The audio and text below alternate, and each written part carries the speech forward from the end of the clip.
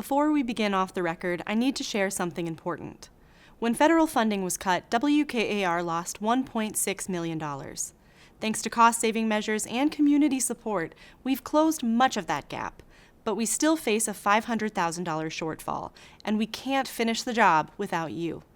Your financial support keeps programs like Off the Record freely available to everyone in Mid-Michigan. How can you help? Become a sustaining donor today. Already a sustainer? Please consider increasing your monthly contribution. Visit WKAR.org/OTR to donate, or click the link in the description. Now, Off the Record.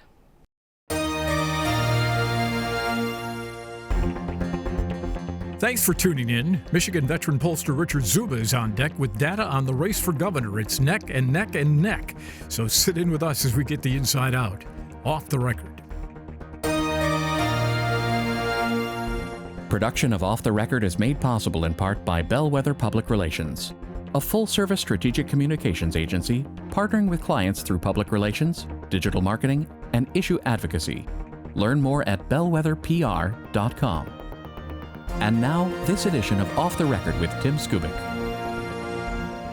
Thank you very much. Welcome back to Off the Record. Nice to have you all on board. So the president was in town and you had the opportunity to be there. What was your lead? Yeah, the president was in town. He focused on the economy. This is his third time speaking before the Detroit Economic Club, notably his first time not during a campaign cycle. So he came back mid-presidency and came to boast that the economy was booming.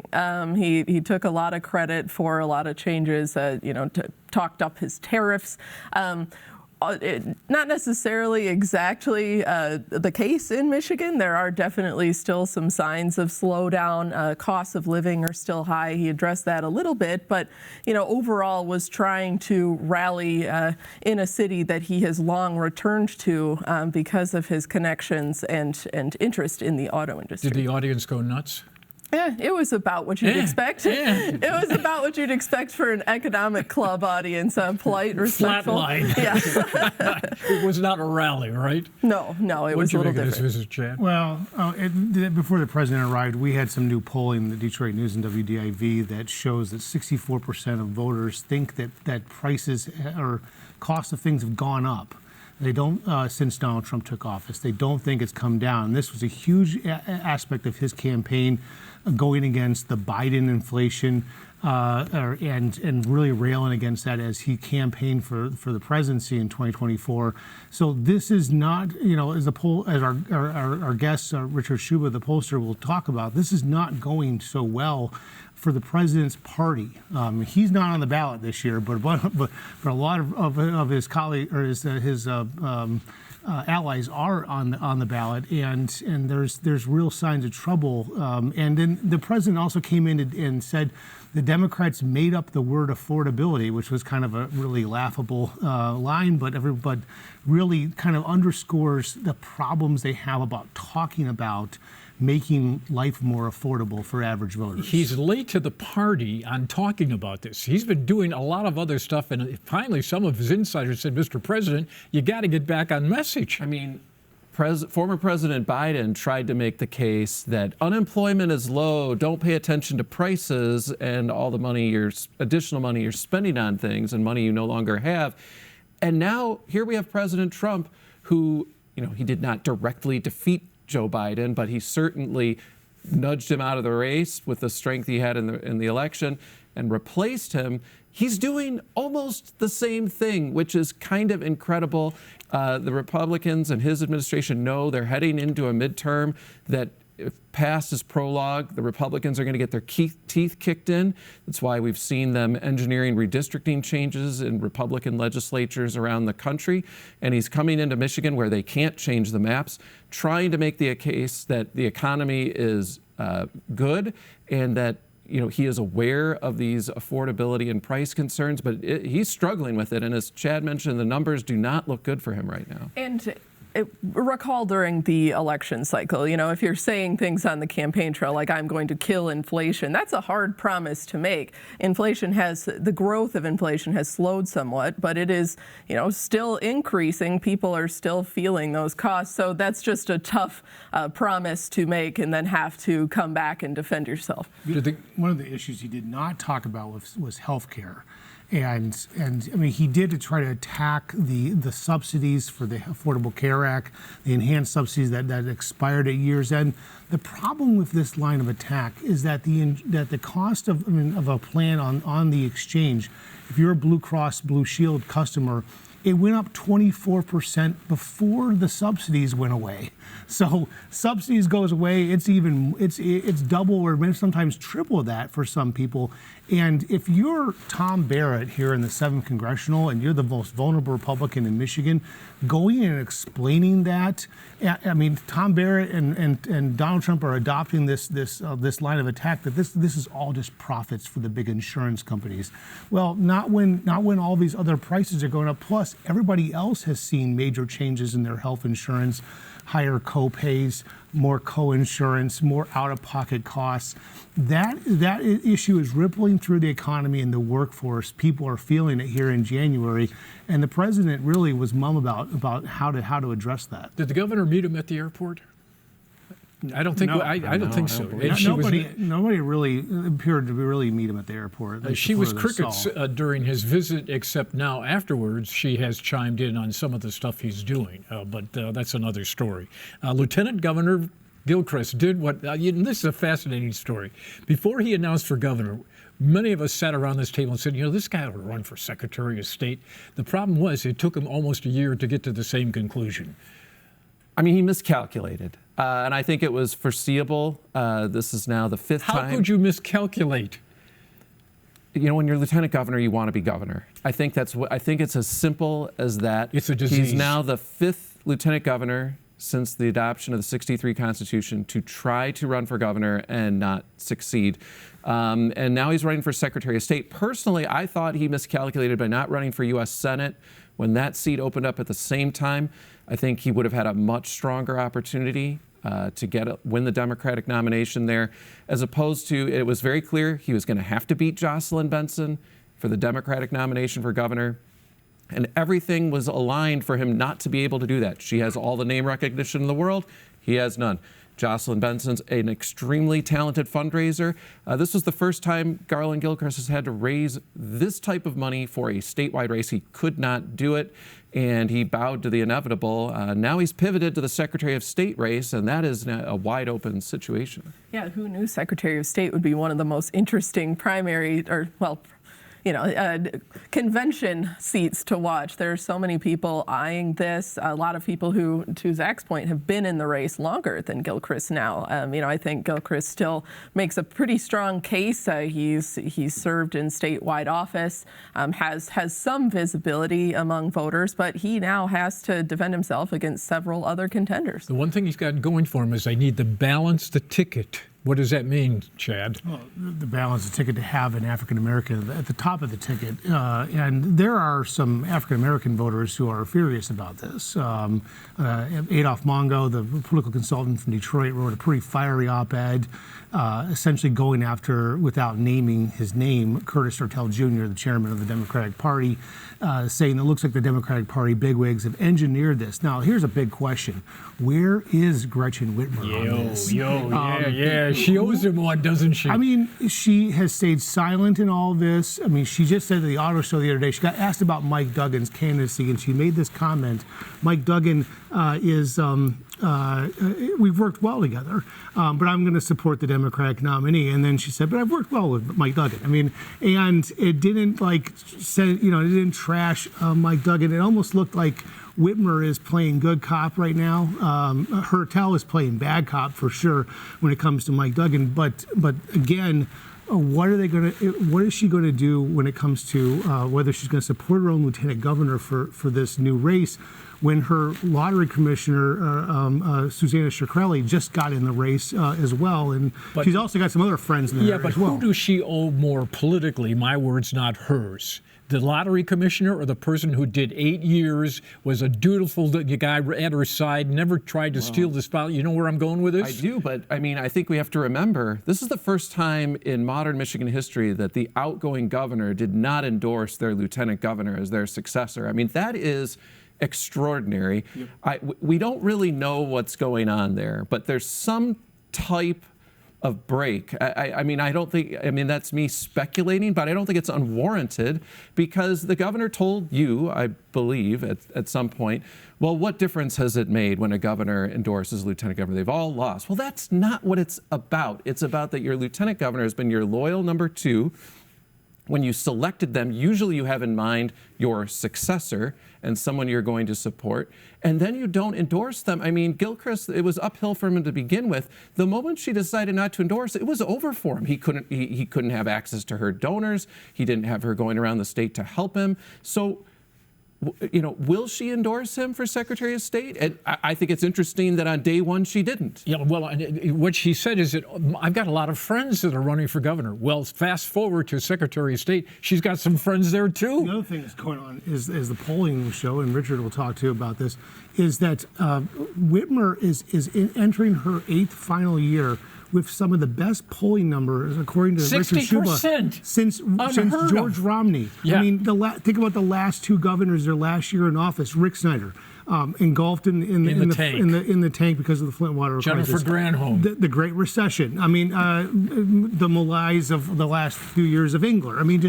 and of course then Blanchard got voted out. And so I mean, this is not looking good. Yeah, there's not a very good track record for the final years of a governor in this state, and this governor is riding high, and she hasn't given a single percentage point of it to Garland Gilchrist. Yeah, I think at this point it's a little awkward any way you slice it for the governor, but the longer and longer it goes, it raises some questions about, you know, what her strategy is and who ultimately she wants to see in any of these seats. Well, I think there's something really important here with these incredible popularity numbers that the governor has. We just went through it. Governors, usually when they leave office, their numbers are in the tank. They've also left office oftentimes in the midst of a deep recession or bad economy. Now, why is that important? We've talked ad nauseum about how the party out of power has replaced the party in power in the governor's office for years when there's an open seat. So if you're the Republicans, you're thinking, hey, it's our turn. If past goes the way it has in the past, we're going to be sitting pretty. But what's different now? We have a governor sitting at a 60% popularity rating. We have an economy that, while we talked about it, the prices aren't great. Unemployment is low. And then we also have a Republican sitting in the White House. That's another difference from the past. Usually it was the incumbent governor party also had the presidency, which meant troubles for their party in the midterm. So if you're the Republicans looking at all this, this has to make you uncomfortable. Well, and the problem is the president in the White House is not doing well on the very Correct. economy. So there you have it. Cell phones, 99 votes in the House. Yeah. It's a semi-ban. Semi-ban, essentially they'd exempt, let kids still take them into the cafeteria. My kid does this. I know this because I get text messages from her at 11:55 usually every day when lunch starts. So this is a somewhat statewide ban that's being contemplated to try to rid schools of cell phones. Teachers hate it. I mean, I know teachers that they've come up with these boxes. Schools have come up with these like locks they put the phones in for the day. I mean, all kinds of things to try to get phones out of their hands, get books back in their hands. There's just a massive distraction. But there's also this other factor that parents want the comfort of being able to get a hold of them. I mean, we all saw the tragedy that came out where there was one of the survivor kids, the kids that survived in the Oxford shooting, was texting his parents from minute by minute detail during the shooting at Oxford High School, and so parents want a little bit of comfort there, but teachers and educators in general want to have some more control of what's going on in the schools. Yeah, clearly we saw with the bipartisan support for this, even with some of the push and pull of how much should we allow students to have access to phones, clearly something needed to be done. A lot of people were very interested in making this happen. So it's kind of a rare show of bipartisanship. To start the new year. To start the new year. And a lot of people in this town say, hope you enjoyed it, because that's it. They did that last year, and we know how it ended. So. Yeah, okay. Well, this is an interesting thing. Look at the gold standard, according to Mr. Tisdale, who is the major sponsor. He's been working on this thing since June of 2023. Sometimes the process takes time. He says basically it should be bell to bell. When you show up at the morning bell, check your phone. When you pick it up, and when you leave on the final bell. He couldn't get that. He had to make concessions to the Senate, but it will likely pass there next week. Well, I mean, look, everyone sort of left last year, right? Everyone, I mean, people who work in and around the Capitol feeling defeated. This place can't get anything done. And it was an understandable sentiment, but this is a significant, significant achievement right to start the year. All right, let's talk to the man who produced that polling data last week. Richard, how you doing? Good morning. Good morning. There you go. Welcome to Off the Record. Richard, let's start with this point. Mr. Trump has been involved in a lot of controversies, some of which are apparently, according to your polling data, unpopular with the public. Is there a point in time when the Democrats can say, and they're hoping, that it reaches critical mass so that if you have a Trump endorsement as a Republican in the general election, it could hurt you? Well, I do think a Trump endorsement in a general is a problem for Republicans in the same way that it was in 2018 for Bill's shooting. You know, you look at history and Republicans have a really difficult time shedding kind of that primary albatross and pivoting to independence in the general election. And what we see again here is that Donald Trump has a problem with independence in Michigan. But here's the difference, and I want to point this out. I'm not sure Donald Trump cares what the voters think anymore because Donald Trump is not on the ballot. But all those Republicans have to run on Trump policies. They are the ones stuck defending Trump policies. And so the question is, why aren't they creating more distance? Well, that is the question. And do you think at some point it reaches critical mass where they have to do that distance from Donald Trump before the election in the general? Come on, right?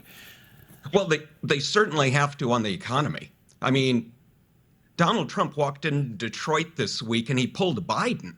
He told the voters, you're wrong. The economy's great. And the voters absolutely do not think the economy is in good shape. And specifically, I want to point out food prices. 80% of voters say they are paying more this year than last year for food prices. Even Donald Trump's own voters think they're paying more. So nobody wins by telling the voters they're wrong. Quickly, Mr. Trump then is a ticking time bomb for Republicans running in the general election, yay or nay? Yes, with independence. And I guess I'm curious, what does that mean? What does that mean for someone like Mike Rogers, for example, where he is a known quantity, he's pivoted and made closer ties with Trump? How does that play out for some of these candidates who have that statewide recognition, but also are trying to win some of these independents? Well, specifically in the U.S. Senate race, I think we're looking at a very classic U.S. Senate race in Michigan in that the fight is right over the center. 2 years ago, Mike Rogers couldn't win this election with Donald Trump on the ballot, with Donald Trump winning the state. He underperformed specifically Donald Trump in Oakland, Genesee, and Bay counties. That was a big difference in the race. My question is, what's he going to do differently without Donald Trump on the ballot? He's got to separate himself from Donald Trump if he wants to appeal to those independent voters. And that's what I'm going to keep my eyes on to see if there is any separation. Now, the Rogers people might say they looked at your surveys that were in the Detroit News and say, "Hey, wait a minute, we're ahead of all three Democrats. Some of them within the margin of error. So what's the problem here? We're sitting pretty, man." What would you say to that? Well, Mike Rogers has 72% name ID. People remember him from the last election. It's breaking 1-1. He is in a dead even race with Congressman Haley Stevens, who has 41% name ID. That's the problem. And the undecided voters in that dead even race are independent voters. Mike Rogers is well known with them, and he still couldn't win them. He's got to do something different than he did 2 years ago with independent voters. I don't know what that is. I'm going to watch to see if they know what it is. But right now, the other thing we have to pay attention to is the motivational differences we're seeing between Republicans and Democrats. 88% of Democrats are telling us they are definitely voting in this election, compared to 71.7% of base Republicans. That's a huge motivational difference. And when you look at voters that are telling us they're definitely voting, suddenly Haley Stevens jumps to a 5-point lead. So Republicans have a motivation issue too, because frankly, they're sitting home fat and happy that Donald Trump is in office. And Democrats are angry as hell and ready to vote right now. Richard, what's one big red flag for Democrats that you found in the poll? I think there's red flags, frankly, for all the parties. In the governor's race in particular, I think the big red flag I see for the Democrats is 44.5% of voters strongly disapprove of Donald Trump. That is Jocelyn Benson's path to victory, or those voters in a three-way race. You don't need 50%. So that 44.5 is a big deal. She's only winning 63% of those voters. That's her pathway to victory. She's got to bring home those strongly opposed to Trump voters who are looking at Mike Duggan right now. That's a big red flag for them. When you were on this show last, you had just recently polled the governor's race, and I believe you had Mike Duggan at about 21%. I think I asked you then, is this the floor or the ceiling? Well, now we know it's not the ceiling because you've got him at 26% now. But how much more room for growth is there? One thing I found interesting in your news survey is his name ID has gone way, way up, especially outstate where he had a lot of work to do. But he's still in third place. Well, when we did the May survey, I don't think anybody back in May would have thought that Mike Duggan's going to be within 7 points of the lead here at the start of the year. He is. And, as a pollster, I look at methodical growth and changes. And the only candidate getting any methodical growth or change in their numbers right now is Mike Duggan, going from 21 to 26. And that increase came specifically in outstate Michigan. His name ID jumped from 31 to 56. He added 5 points and it came from outstate. We talked about the red flags for Benson. The red flag for John James is he's running this, what appears to be a bunker campaign to not alienate Donald Trump right now. And it's giving oxygen to Mike Duggan in outstate. Mike Duggan is just marching like Sherman through outstate Michigan right now and introducing himself to voters. And John James and the Republicans need to stop that, or they're going to see, as we see in these numbers, we look at all these other Republicans, Cox, Nesbitt, Leonard, with far less name ID. And what we see is the weaker the Republican, Mike Duggan picks up those voters. I suspect the same would be true on the Democratic side. If Jocelyn Benson weakens for some reason, Mike Duggan picks up those voters. So does he everything? Does he have any red flags, or are they all green? Oh no, Mike Duggan has, I think, the hardest path of any of the candidates to win this race. And I say that because he's walking a tightrope that's like a thread. Mike Duggan has the most unique numbers I've seen of any political candidate in 40 years, in that he has favorable views across the political aisle. Republicans view him as favorably as Democrats. Voters who strongly approve of Trump like him as much as voters who strongly disapprove of Trump. That means he can't piss off anybody. He can't afford to piss off anybody. And more importantly, 24% of Duggan's voters say they vote straight party ticket. He has to educate them on how exactly they need to vote down the ballot if they want their vote to count for him. And what did you think when he invoked the name of Bill Milliken in this race? Mike Duggan knows what he's doing right now. Let's just say that. Wait a minute. Why did you laugh? Because, he is working his way through outstate Michigan, where particularly in Northwest Michigan, Bill Milliken's name is revered. And I think he, shows his hand to some degree that he's really going to target certain portions of this state and outstate. I think he's going to target West Michigan, where there are a lot of good government, old school conservatives when no conservative party exists anymore. He's going to target Northwest Michigan along the lake shore, where there are more college educated and people very fondly remembering Bill Milliken.